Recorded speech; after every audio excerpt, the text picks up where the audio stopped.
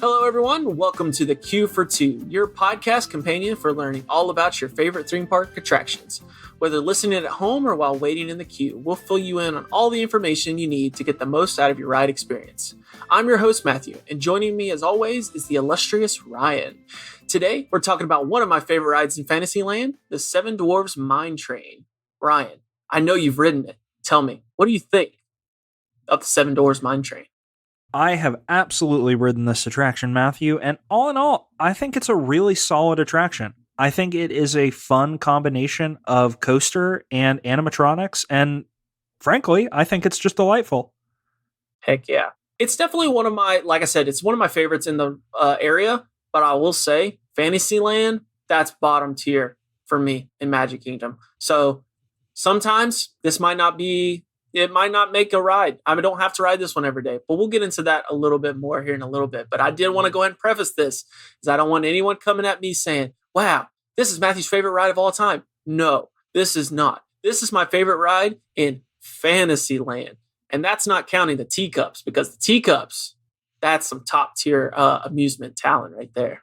Now, I will say I just have to address two things. One, you're obviously overlooking the God tier ride that I went over in our previous episode that is in Fantasyland, but that's fine. I'll let it slide this time. And two, not to start the podcast on a downer, but Matthew, I do have to say one of my saddest experiences at Walt Disney World was in line for this ride.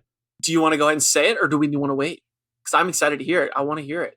Well, I won't keep the people in suspense. I'll go ahead and say it. Had nothing to do with this attraction at all. It was actually the first time I was ever going to ride this ride. I think it was about a year after it opened, if I remember right. But I remember standing in the queue, being excited to, be able to get on this ride. And you, Matthew, will probably know that I am a huge Daughtry fan. They're one of my favorite bands ever. And I was standing in this queue, and I see Daughtry post on their Instagram 20 minutes ago that, hey, we're playing at the House of Blues in Orlando tonight. Can't wait to hit the stage. No. And I was dying that I didn't know that they were going to be there, and then I would miss them in concert. But it was all on the up and up when I got to ride the ride and had a great time. But just a sad moment at Walt Disney World in the queue for this ride that I thought I would share. Well, I appreciate you sharing. I love those things. And that's what makes theme parks, so great all the time, is because not only do you remember the rides, you also have those stories to tie back to it. So I absolutely love that. But with that being said, let's just give the people what they're here to see. Let's jump into the Seven Dwarfs Mine Train. Take me on a journey, Matthew. All right, let's go. So, as you know, this ride is based on the 1937 film Snow White and the Seven Dwarfs, which is actually the first Disney animated feature film starring our beautiful princess Snow White and her 7 dwarven compatriots. And that's where we start with the trivia of the day. Ryan, can you name all 7 of the 7 dwarfs? Oh, well, you're putting me on the spot, but let me see. We've got Doc, Sneezy, Sleepy, Dopey, Bashful. That's 5. Doc, Sneezy, Sleepy, Dopey, Bashful. Sneezy, Sleepy, Dopey, Bashful. Grumpy. One more. Happy. There you go. Wow. That ding, is ding, beautiful. Ding, ding, winner. Ding, ding. You win absolutely nothing, but I will give you some Q for 2 points. So we've got a running tally. So you now have 50 Q for 2 points to keep up with. So one thing I learned when I was looking up at this attraction, this was not the original attraction for Snow White. So there was actually an attraction that was also in Fantasyland that was originally called Snow White's Adventures, which then became Snow White's Scary Adventures in 1994, all the way up until it closed May 31st, 2012. Did you ever get a chance to ride this ride? You would think with it closing in 2012 that I would have, but I don't have any memory riding that attraction. It's one of those that, again, I never really realized it was a thing, because what it is the ride was actually a dark ride, and most people actually found it to be a very scary ride. It's currently still at Disneyland, where it's actually called Snow White's Enchanted Wish. It's at Tokyo Disneyland and Paris Disneyland. And at the Disneyland in California, it was actually one of the original rides that opened alongside the park itself, which I thought was really interesting. That is interesting. And I'm sorry, I'm just hung up on this. I can't believe that it was there all through my childhood going to Disney, and I really, it's like it didn't exist. I don't have any memory of it. Yeah, and so where the ride actually was, it's obviously now closed. It got replaced during the new Fantasyland renovations, and it is now where Princess Fairy Tale Hall is, which is the little area where you can see Cinderella and a visiting princess. So that is the part of Fantasyland it is at currently. Oh, interesting. So one thing about it, though, which is interesting, like I said earlier, is that not only did the name change, the ride itself is slightly different at all of the different parks. At Disney World itself, people say that the original ride was actually way scarier, and it was probably the scariest version of all of them. And when they renovated it in 1994 and redesigned it, they actually made it less spooky and more similar to the Disneyland version. So even though they renamed it to Snow White's Scary Adventures, they actually made it less scary, according to the sources that I saw where people wrote it back in the day, which I find hilarious for Disney that they would go through the effort of renaming it and then make it less scary. Well, on the original ride, it actually said traumatizing, but it was so worn on the sign, and then they replaced it with scary in the later iteration. Oh, I love that. All the legal loopholes we have to go through to make sure that kids don't scream and pass out, on the ride itself. Disney World, a magical place until you're traumatized by scary dwarves. I love that so much. And we'll get into that a little bit more with some of the stuff from that ride. But where the current Seven Dwarfs Mine Train is now, the ride that was there before, the original ride, was something that we mentioned on last week's episode for Winnie the Pooh. It is 20,000 Leagues Under the Sea Submarine Voyage. Ryan, you knew what that ride was? Or do you have any idea what that ride was besides your research from last week? So I have a general idea of what the ride was. I'm very familiar with the source material. I read the book as a child, but I never got to ride the attraction. But I heard one of the big reasons it closed was because it was just kind of people would spend a long time in the queue because you had to like load everybody on the submarine, and then the submarine went around, and then it was a time eater, and it did not do anything to kill off those lines. That's exactly it. And for those of you that don't know, what the ride is actually this marine life ride that has all these actual marine animals, scuba divers, that sort of thing. You load into this long boat that actually makes it seem like it's going underwater, but you're just sitting below the water surface, and you've got portholes and you can look out. And so, like you said, huge line, huge upkeep for the ride. And so that is, I'm assuming, partially why they closed it in 1994. After that, once it was closed, like you said last week, they left the submarine there, but they actually opened Ariel's Grotto, which was a nice little, just, meet and greet with Ariel. And I will say, this was open from 96 to 2004. I have very few memories from my very first trip to Disney World. I want to say it was in the rough area of 2002, 2003. This is actually one of the areas I remember meeting Ariel, and she gave me a kiss on my cheek, of my little kid cheek, and her red lipstick came off. Or maybe I'm making that part up because I don't know if that was even allowed back then. But I swear I remember this to this day of meeting Ariel at her grotto. And that's just such a weird thing that I'd never even realized that this is where that ride is now currently. Now, was that a magical moment for young Matthew, or was young Matthew like, ew, girls are icky? Honestly, I feel like it was the girls. You girls are icky, probably. And I'm probably made up the part about the lipstick. I'm probably making that up, but I do remember meeting Ariel, so don't come at me. And then after Ariel's Grotto closed in 2004, this is where we come up with something we mentioned last week, Pooh's Playful Spot. The beautiful treehouse playground that is now in front of Pooh's Winnie the Pooh's. I completely forgot the name already, and it was still last week's episode. That's fine. This is only the second time you've insulted the many adventures of Winnie the Pooh this episode, but I'm gracious, so I will let it slide. That's the one. So sure. I insulted it. I apologize. That's a great ride. Pooh's Playful You Spot. apologize? I apologize. Oh, I love it. So that playground was moved over, and this ride was part of a huge Fantasyland construction project that they did in the mid 2010s, in that range. This ride actually opened on May 28th, 2014 in Magic Kingdom. So let me give you Disney's official walkthrough on what this ride is. So this ride is a steel coaster, and here's their official word for it. Deep inside an age-old mountain, clamber into a rustic mine train and make your way up a steep incline. At the summit, feel the wind across your face as you navigate hairpin turns and head deep into the mine shaft, your creaky cart teetering back and forth. Soon, the dark sparkles with glittering jewels, and you encounter the Seven Dwarfs, whistling and singing while they work. Chug through the cavern and climb skyward. At the peak, glimpse an incredible view of Fantasyland before racing back down to the foot of the mountain. Doesn't that just give you chills? It does. I mean, that's a beautiful description to accompany what I think is a pretty beautiful scenic ride. Yep, exactly. So that leads me into the ride itself. So let me tell you a little bit about the ride. So like I said a minute ago, this ride is a steel coaster. There are currently two versions of it. One that's at Magic Kingdom and one that is at Shanghai Disneyland that opened in June 2016.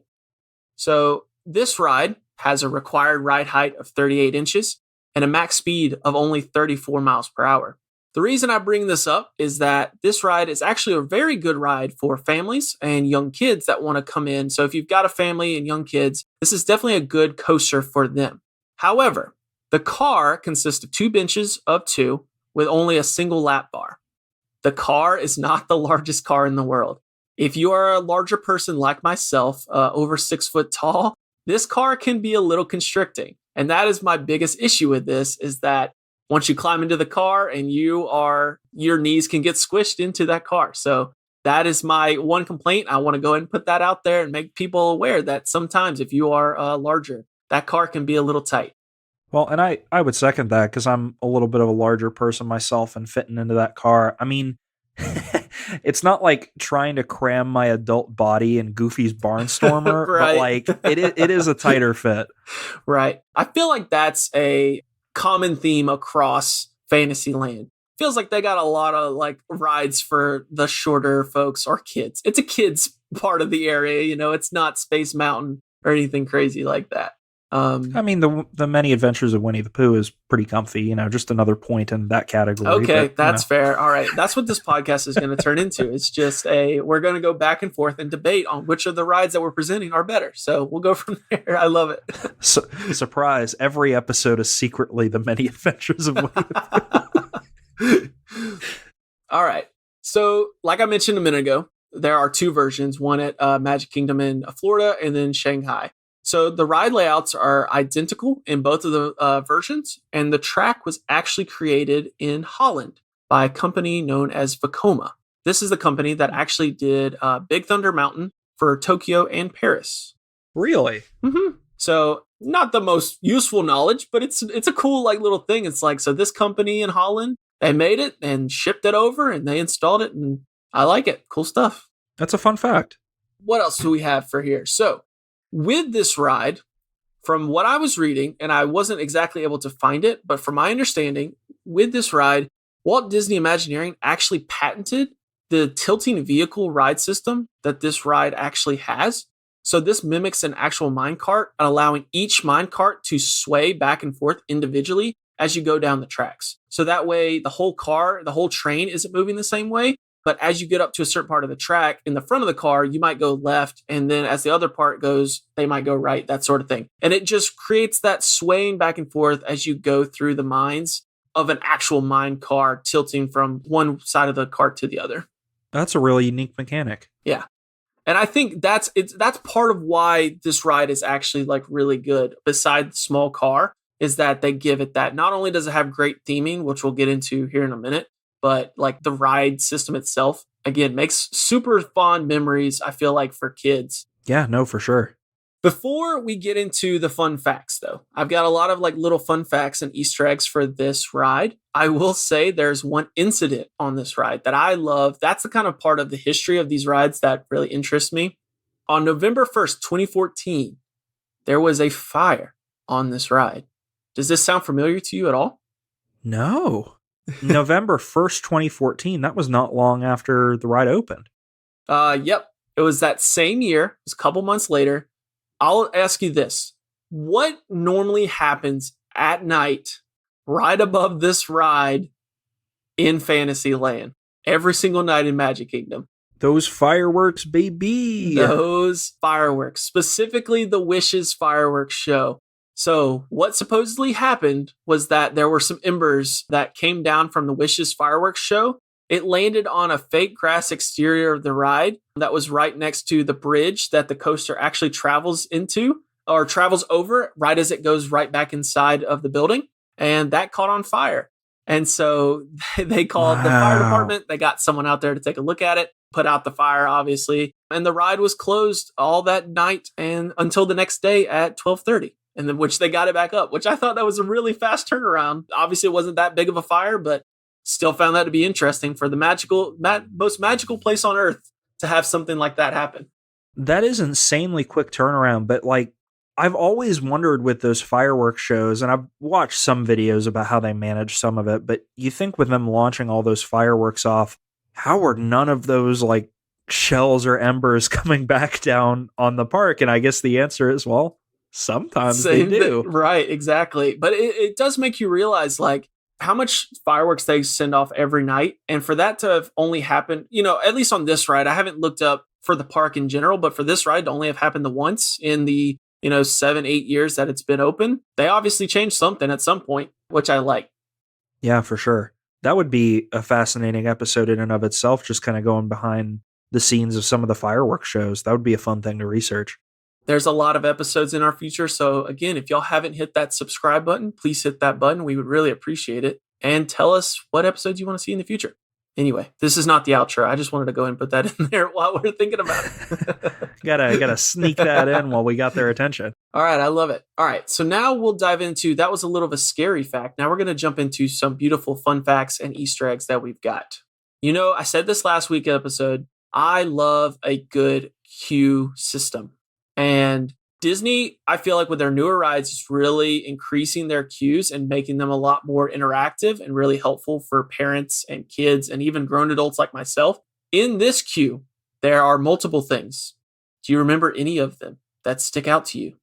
Honestly, the only thing that rings a bell for me is aren't there gems jammed in the walls all through, like you're walking through part of the mines? Yeah. So there's a lot of like things like that where obviously the queue is beautiful. You walk into the vault door, you walk through the mines, getting up to the cart. There's also some interactive stuff, just like Winnie the Pooh, which was also really cool. So at first, they used to have these basically huge iPad screens that were almost in like this trough that you used to be able to play a gem matching game where you would basically drag the gem and put it into a mine cart and match it that way, which is obviously everybody loves tablets. And so that was a huge like hit for a little bit. Gotcha. I do remember that now that you say that. Mm-hmm. That's why when I was looking at the research, I was like, I do remember all this. So that is no longer there. They actually replaced those with physical gem models. So I'm assuming whether they just didn't work most of the time, whatnot. So from what I was reading, they've replaced those. There's two other parts. There are 12 magical spigots that are shaped like animals. And when you put them all together, they will play a melody from the movie. So I don't remember those as much. I remember there were definitely some parts where if you read notes from Doc, they'll talk about these like magical musical points. So definitely be on the lookout for those next time you're in the queue. Interesting. And I definitely don't remember that. When you say like put the spigots together, are they like all physically in the same room, or is this like an AR like phone interactive thing, or how does that work? So this is where I was running into a little issues with some of the sources that I was reading. It was a little bit confusing as to how exactly, because I remember there are like these notes from Doc that talk about you put your hand under there and it's like a sensor. You wave your hand underneath and it would play like a musical note. But from one point that I was reading, it made it seem like there were actual physical pieces that are shaped like animals in one specific room. And that I don't know if you twist them together or how exactly it works. And I couldn't find any good video stuff about it. But I did want to go ahead and put this out there as that's supposed to be like an official thing. So keep your eye out for it. It should be obvious, I would hope, but I was not able to find it in the research that I was doing at this time.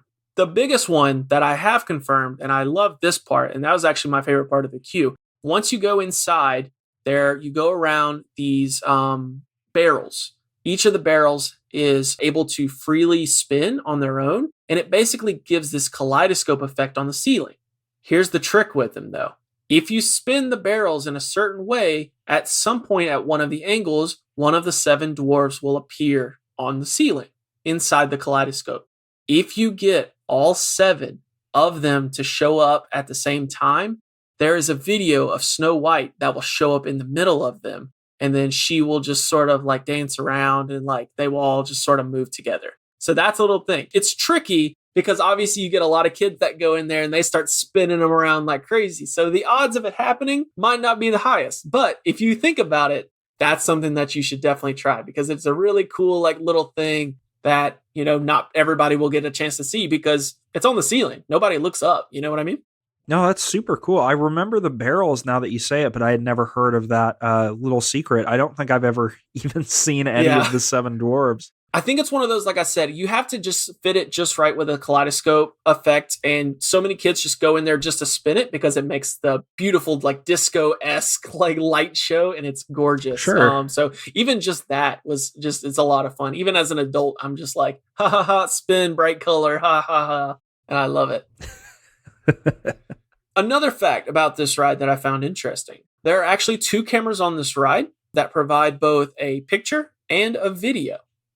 And I didn't realize this, but from what I was looking at, there are actually only 2 rides at Disney that provide a video while you're actually on the ride. Do you know what the other one is?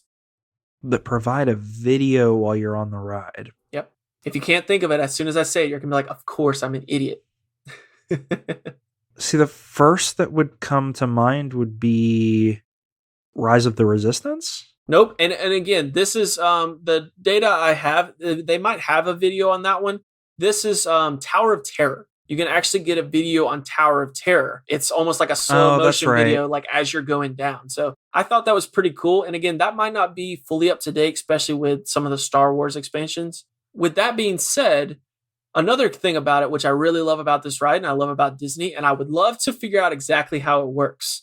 But there are no actual video monitors after the ride, like you would see like after a Splash Mountain where you would scan your Magic Band or your phone to get your pictures. They actually automatically get sent to your My Disney Experience app. So that always blows my mind is as soon as I like get off a ride, like 20 minutes later, my phone's like, hey, you were on that ride. Here's your photos. And I'm like, I can't tell if I'm excited or kind of creepy that you tracked me all that way. Yeah, it's like, it's really cool and it's really convenient, but at the same time, it's also like, oh, you know where I am all the time and everything I do. Right. And it's like, are you tracking my Magic Band, my phone, or my face? Either way, I don't know if I like it, but thank you for giving me pictures that I will never forget.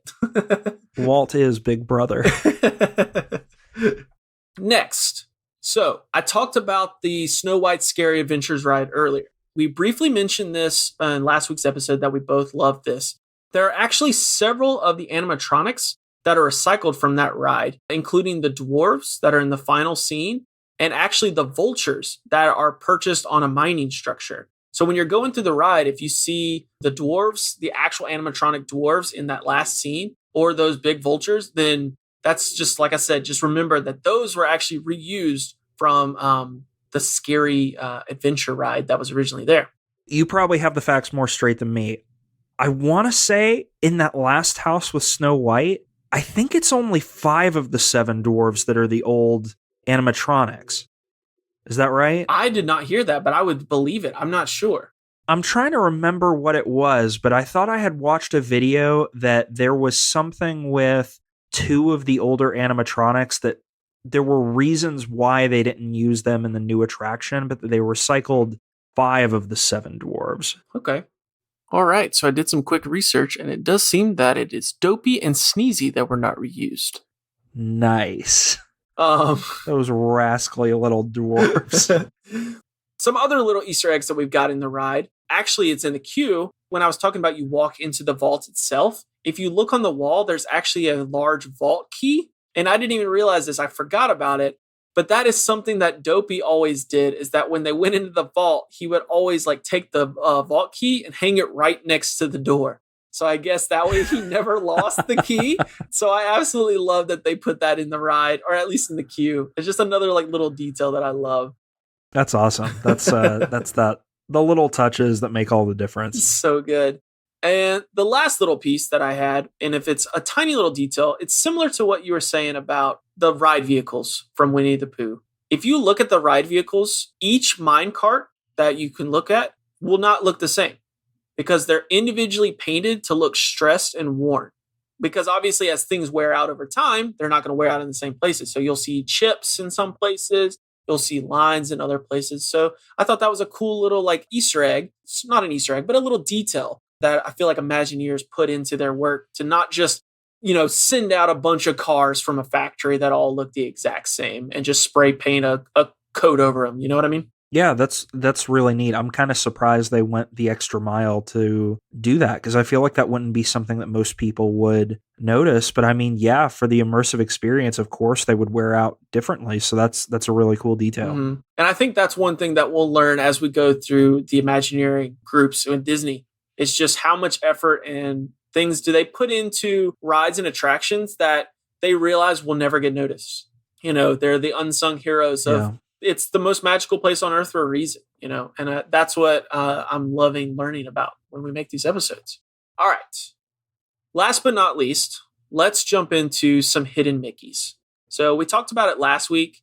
Obviously, hidden Mickeys are subjective. Some of them are subjective. 3 circles in a row or 3 circles in a certain shape make a hidden Mickey. Obviously, when you have diamonds and gems that have a general round shape to them, there's a lot. So that is the first one. A lot of people say that if you look in the mine carts as you're going through the ride, you can see multiple of them. The gems in the carts will make hidden Mickeys. Again, I'm a little skeptical of it just because it's like, were they actual hidden Mickeys or were they just happenstance that you have 3 circles that are just happen to be that way? I did see photos of 3 though that I do want to point out.